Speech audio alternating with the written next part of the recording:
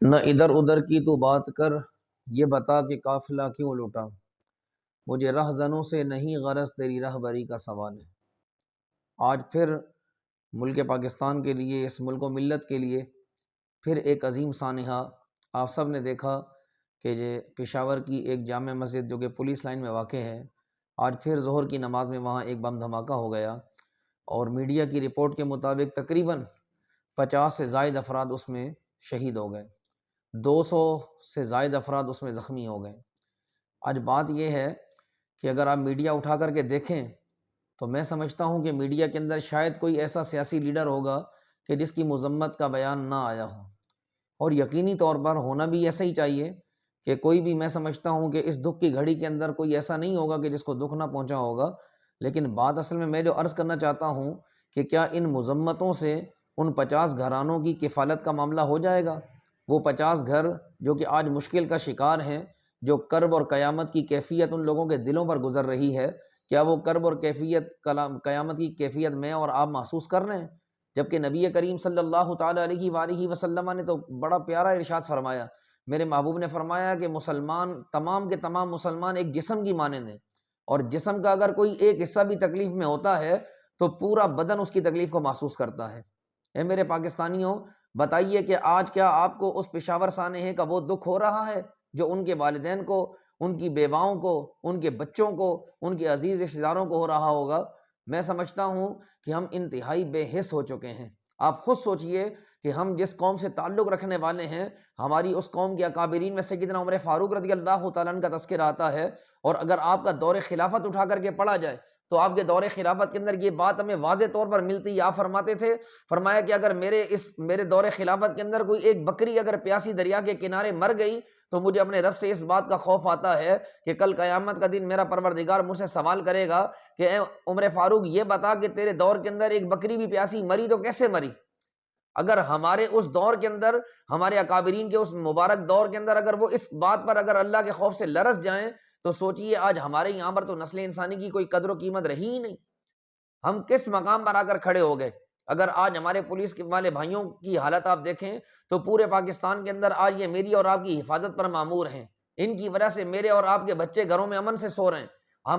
ان کی وجہ سے میں اور آپ پورے پاکستان کا سفر پر امن طریقے سے کر رہے ہوتے ہیں۔ لیکن اندازہ لگائیے آج ان 50 گھرانوں کا کیا ہوگا، آج ان ماؤں کا کیا ہوگا کہ جن کے بچے آج شہید ہو گئے، ان بیواؤں کا کیا ہوگا کہ جن کے شوہر آج شہید ہو گئے، ان بچوں کے بارے میں سوچئے کہ جن کے آج والد دنیا سے رخصت ہو گئے۔ وہ امام مسجد جو کہ اس مسجد کے اندر نماز پڑھانے کے لیے کھڑا تھا، وہ کیا جانتا تھا کہ آج کی یہ نماز میری آخری نماز واقع ہوگی؟ اگر دیکھا جائے تو ان احباب کے درجات بلند سے بلند تر ہیں کہ کل قیامت کے دن ہر مقام پر گرنے والا خون ان کی گواہی دے گا۔ اور خود سوچئے کہ یہ پشاور کے سانحے میں شہید ہونے والے جو احباب ہیں، تمام کے تمام اس بات پر ان لوگوں کے لیے تو خوشخبری یہ ہے کہ کل قیامت کے دن یہی جو مسجد ہوگی، یہ مسجد کی سرزمین ہوگی، کل قیامت کے دن اللہ کی بارگاہ میں ان کی شہادت کی گواہی دے گی۔ اور وہ لوگ کہ جو اس قتل کے اندر ملوث ہیں، اس سانحے میں ملوث ہیں، تو قرآن کریم نے تو واضح کہہ دیا وَمَن يَقْتُلْ مُؤْمِنًا مُتَعَمِّدًا فَجَزَاؤُهُ جَهَنَّمُ، کہ جو بندہ کسی مومن کو جان بوجھ کر کے قتل کرے، اللہ نے فرمایا کہ اس کا ٹھکانہ جہنم ہوگا۔ ان کے جہنمی ہونے میں کوئی شک نہیں ہے۔ آج ہمارا ملک پاکستان طرح طرح کے مسائل کا سامنا کر رہا ہے، تو میں اس اہل اقتدار کو دینا چاہتا ہوں کہ خدا را کچھ ایسا اہتمام کریں۔ ہم کب تک یہ مذمتیں کریں گے؟ ہم کب تک یہ لاشیں اٹھاتے رہیں گے؟ اور کب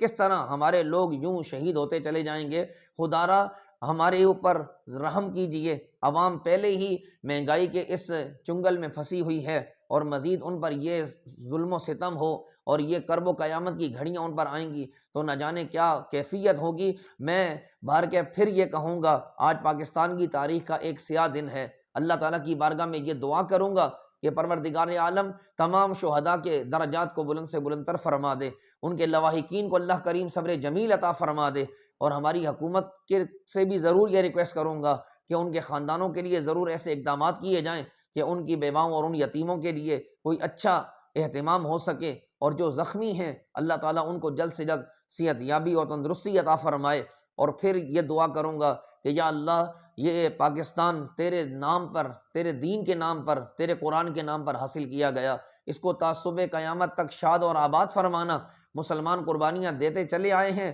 یہ ضرور ہے، لیکن کم از کم ہمیں اپنے اکابر کی جو زندگی ہے، ان کی جو حیات ہے، ان کو پڑھنا چاہیے۔ یقینی طور پر اس میں ہمارے لیے بہت سارے نفع ہو سکتے ہیں۔ اللہ تعالیٰ تمام مسلمانوں پر اپنا خصوصی فضل و کرم نازل فرمائے، پاکستان کی خیر فرمائے۔ پاکستان زندہ باد، پاکستان پائندہ باد۔